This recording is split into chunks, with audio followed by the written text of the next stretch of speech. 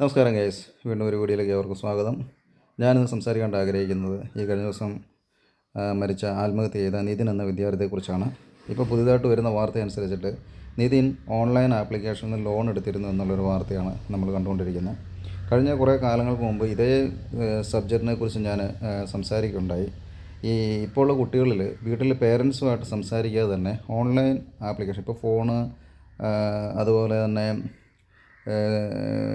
ടാബും ലാപ്പും ഒക്കെ കുട്ടികൾ പഠിക്കുന്ന കാലം തൊട്ട്, നമ്മളൊക്കെ പഠിക്കുന്ന കാലത്ത് അങ്ങനെയൊന്നും ഇല്ലായിരുന്നു. ഇപ്പോൾ ഇതെല്ലാം അവൈലബിൾ ആയതുകൊണ്ട് ഒത്തിരി ഓൺലൈൻ ആപ്ലിക്കേഷൻസ് ഉണ്ട്. പല സൈറ്റുകളിൽ ഇവർ കയറും, പലതും സെർച്ച് ചെയ്യും. ഇപ്പോൾ പൈസയ്ക്ക് ആവശ്യം വരുമ്പോഴത്തേനും ഓൺലൈൻ ആപ്പിൽ കയറി പൈസ എടുക്കുന്നു. അത് കൃത്യമായിട്ട് അങ്ങ് അടച്ചു കഴിഞ്ഞാൽ കുഴപ്പമില്ല, പക്ഷേ ഭയങ്കര പലിശയാണ് ഇവരെടുക്കുന്നത്.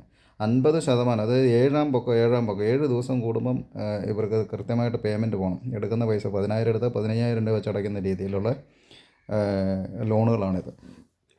അപ്പോൾ പഠിക്കുന്ന പിള്ളേർ അവരെ പോക്കറ്റ് മണിക്ക് ആവശ്യം വരുമ്പോഴത്തേനും എന്തായി, ആരും അറിയാതെ ഇത് സെർച്ച് ചെയ്തിട്ട് ഇവരിത് ആപ്പ് വഴി പൈസ എടുക്കുന്നു. അന്നേരം ഇവർക്ക് അടയ്ക്കാൻ നിർവാഹമില്ലാതെ പറഞ്ഞാൽ അവർ വേറെ ആപ്പിൽ നിന്ന് പൈസ എടുത്തിട്ട് ഇപ്പുറത്തെ ആപ്പിലടച്ച് ഇവരിങ്ങനെ മെയിൻറ്റെയിൻ ചെയ്ത് പോകും. ഇതിൽ വരുന്ന ഫാൾട്ട് എവിടെയാണെന്ന് ചോദിച്ചു കഴിഞ്ഞാൽ ഇവരുടെ ഫോൺ ഹാക്കാകുകയാണ്. അപ്പോൾ ലേഡീസിൻ്റെ നമ്പർ, ഫാമിലിപ്പെട്ടവരുടെ നമ്പറൊക്കെ ഉണ്ടെന്നുണ്ടെങ്കിൽ ഇത് ഇവന്മാരെ ഹാക്ക് ചെയ്യും. കാരണം ഇവരൊരു ലിങ്ക് അയച്ചു കൊടുക്കണം. ആ ലിങ്ക് ഫോണിൽ ഇൻസ്റ്റാൾ ചെയ്തിട്ടാണ് ഈ കാര്യങ്ങളെല്ലാം ഈ പിള്ളേരെ കൊണ്ട് ചെയ്യിക്കുന്നത്. അപ്പോൾ ഇവരുടെ ഈ ലിങ്ക് ഇൻസ്റ്റാൾ ചെയ്യുമ്പം തന്നെ ഇവരുടെ ഫോൺ ഹാക്കായാണ്. കോൺടാക്ട്സ് എല്ലാം എടുക്കുക, ലേഡീസിൻ്റെ ഫോട്ടോയും അവരെ പേഴ്സണലായിട്ടുള്ള എന്തൊക്കെയുണ്ടോ, അവൻ്റെ ഗാലറിയിൽ എന്തൊക്കെയുണ്ടോ അതെല്ലാം ഇവരെടുക്കുകയാണ് ചെയ്യുന്നത്. എന്നിട്ട് പേയ്മെൻറ്റ് മുടങ്ങിക്കഴിയുമ്പോൾ ഇവരെ ഈ ആളുകളെ ഭീഷണിപ്പെടുത്തും. അതാണ് ഇവരുടെ ഏറ്റവും വലിയ ട്രിക്ക് എന്ന് പറയുന്നത്. ഭീഷണിപ്പെടുത്തുക എന്ന് പറഞ്ഞാൽ മോർഫ് ചെയ്ത ഫോട്ടോസൊക്കെ അയച്ചു കൊടുത്തിട്ട് നീ പേയ്മെൻറ്റ് തന്നില്ലെന്നുണ്ടെങ്കിൽ ഇത് ഞങ്ങൾ പബ്ലിസിറ്റി ചെയ്യും. പിന്നെ കോൺടാക്ട്സിലുള്ള ലേഡീസൊക്കെ ഉണ്ടെന്നുണ്ടെങ്കിൽ അവരെ നേരിട്ട് വിളിച്ച് ഇവൻ പൈസ തരാനുണ്ട്, അതുകൊണ്ട് തരണം. ചിലപ്പം 1-2 ലേഡീസിൻ്റെ നമ്പർ ഇവർ ഗ്യാരണ്ടറായിട്ട് 2 പേരെ നമ്പർ ഇവർ മേടിക്കും. അപ്പം ഇങ്ങനെ ഒരു ചതിക്കുഴി ഓൺലൈൻ മീഡിയ വഴി ഉണ്ട് എന്നുള്ളത് എല്ലാ ആൾക്കാരും മനസ്സിലാക്കുക. പേരൻസ് ആയിക്കോട്ടെ, കുട്ടികളായിക്കോട്ടെ, എൻ്റെ ഈ വീഡിയോ കാണുന്ന കുട്ടികളായിക്കോട്ടെ, നിങ്ങളത് മനസ്സിലാക്കുക. അനാവശ്യമായ ഒരു ആപ്പും നിങ്ങൾ ഓപ്പൺ ആക്കുകയോ അതുവഴി ലോണിന് അപ്ലൈ ചെയ്യുകയോ ചെയ്യരുത്. അതുവഴി ലോണിന് അപ്ലൈ ചെയ്ത് കഴിഞ്ഞാൽ നിങ്ങളുടെ ഫോൺ ഹാക്കാവും. രണ്ടാമത് നിങ്ങളുടെ ID പ്രൂഫൊക്കെ ഇവർ ചോദിക്കും. എങ്കിൽ പോലും ഇതൊന്നും നിങ്ങൾ സബ്മിറ്റ് ചെയ്യാൻ പാടില്ല.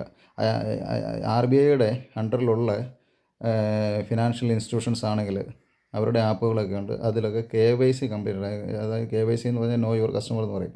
നമ്മുടെ ആധാർ, പാന്, സെൽഫി, അതുപോലെ തന്നെ ബാങ്ക് ഡീറ്റെയിൽസ് എല്ലാം എൻ്റർ ചെയ്താൽ മാത്രമേ നമുക്ക് എന്ത് ചെയ്യാൻ പറ്റത്തുള്ളൂ, അതിൽ നിന്ന് ലോൺ എടുക്കാൻ പറ്റുള്ളൂ. ഓട്ടോ ഡെബിറ്റ് വരെ നമ്മൾ ആക്ടിവേറ്റ് ആക്കണം. എന്നിട്ട് അക്കൗണ്ടിൽ നിന്ന് ഓട്ടോമാറ്റിക്കായിട്ട് EMI പോകുന്ന രീതിയിൽ RBI അപ്രൂവ്ഡായ ഫിനാൻഷ്യൽ ഇൻസ്റ്റിറ്റ്യൂഷനിൽ നിന്ന് മാത്രമേ നിങ്ങൾ ലോൺ എടുക്കാൻ ശ്രമിക്കാവുള്ളൂ. അല്ലാതുള്ള ആപ്പ് വഴി കയറി നിങ്ങൾ ലോൺ എടുത്തു കഴിഞ്ഞാൽ വൻ ചതിയാണ്. ഇത് എവിടെ ഇരുന്നാണ് ഇവർ വിളിക്കുന്നത് നമുക്കറിയാൻ പറ്റത്തില്ല. വേറെ VPN ഡൗൺലോഡ് ചെയ്തിട്ട് ഉള്ള കോളുകളായിരിക്കും വരെ, നമുക്ക് അവരെ ഐഡൻറ്റിഫൈ ചെയ്യാൻ പറ്റത്തില്ല. ഇങ്ങനെ അനുഭവം ഉണ്ടായ സമയത്ത് എൻ്റെ അറിവിൽ ഉണ്ടായ പിള്ളേർക്ക് ഞാനത് സൈബർ സെല്ലുമായിട്ട് സംസാരിച്ചപ്പോൾ അവർ പറഞ്ഞൊരു പോയിൻ്റ് എന്ന് പറഞ്ഞ ഇതാണ്: നിങ്ങൾ സിം മാറ്റുക, ഫോണും മാറ്റുക, വേറെ ഒന്നും ചെയ്യാനില്ല. കാരണം അവരെ ലൊക്കേറ്റ് ചെയ്യാൻ പറ്റത്തില്ല ഇവന്മാർ എവിടെ നിന്ന് വിളിക്കുക എന്നുള്ളത്.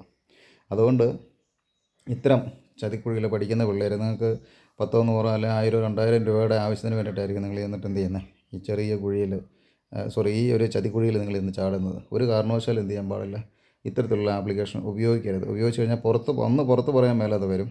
പിന്നെ നിങ്ങളുടെ കോൺടാക്ട്സിലുള്ള ലേഡീസിന് വരുന്ന ആ ഒരു അപമാനം, അത് സഹിക്കാൻ മേലാതെ, പുറത്ത് പറയാൻ മേലാതെ വരുമ്പോഴാണ് എന്ത് ചെയ്യുന്നത്, ഇങ്ങനെ ആത്മഹത്യയിലേക്കൊക്കെ പോകുന്നത്. അപ്പം ഇത് കൂടാതെ ജാതീയ അഭിഷേകമാണ് അത് ഇതാണെന്നൊക്കെ പറയുന്നുണ്ട്. അതിനെക്കുറിച്ച് നമുക്കറിയത്തില്ലെങ്കിലും ഇപ്പോൾ റീസെൻ്റ്ലി വരുന്ന ന്യൂസ് അനുസരിച്ച് നിതിൻ്റെ ആത്മഹത്യയെക്കുറിച്ച് ഇങ്ങനെ ഒരു വാർത്തയാണ് വരുന്നത്. അപ്പോൾ ഈ വീഡിയോ കാണുന്നത് നിങ്ങളെല്ലാവരും അത് വളരെയേറെ ശ്രദ്ധിക്കുക.